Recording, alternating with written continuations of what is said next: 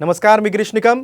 सरकारनामा 360 डिग्रीमध्ये आपल्या सर्वांचं स्वागत. आता बातम्या विस्तारानं. सुरुवातीला आज बातमी जरांगेंनी केलेल्या आरोपांची. सगळे सोयरे अधिसूचनेच्या अंमलबजावणीसाठी उपोषणासाठी बसलेल्या जरांगे पाटलांनी उपमुख्यमंत्री फडणवीस यांच्यावर गंभीर आरोप केलेत. माझा एन्काउंटर करण्याचा फडणवीसांचा डाव आहे, मला सलाईनमधून विष देऊन मारण्याचं फडणवीसांचं षडयंत्र आहे, असा खळबळजनक आरोप मराठा आंदोलक मनोज जरांगे पाटलांनी केला.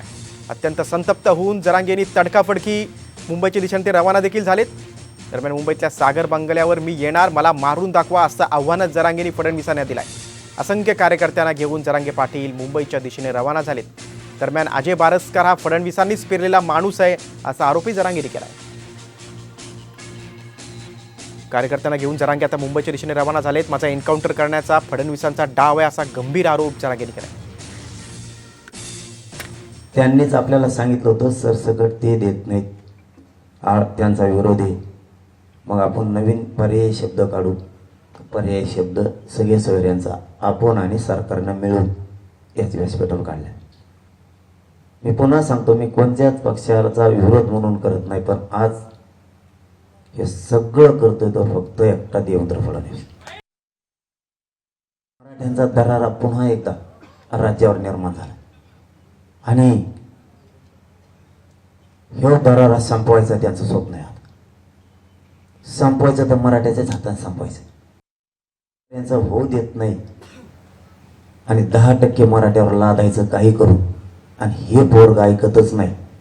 हे पोरग एक तर संपलं पाहिजे, नाही त्याचा गेम तरी करावा लागेल, नसता याला बदनाम तरी करावं लागेल, नसता याला उपोषणात मरू द्यावा लागेल म्हणून 16वा दिवस उघडा, नसता याचं काहीतरी करून कमायना, पॉयझन देऊन कमायना सलाईनमधून, म्हणून मी परवा रात्री सलाईनसुद्धा बंद केली. किंवा याचा एन्काउंटर तरी करावं लागेल. हे देवडं पडायचं स्वप्न आहे. हे जे उभा केला आहे हे त्यांनीच उभा केला आहे. मुंबईत बसून हे देवेंद्र फडणवीसनेच हॉटेल दिले. हे फक्त देवेंद्र फडणवीसचा हात याच्या पाठी. त्याला सगळी ताकद दिली.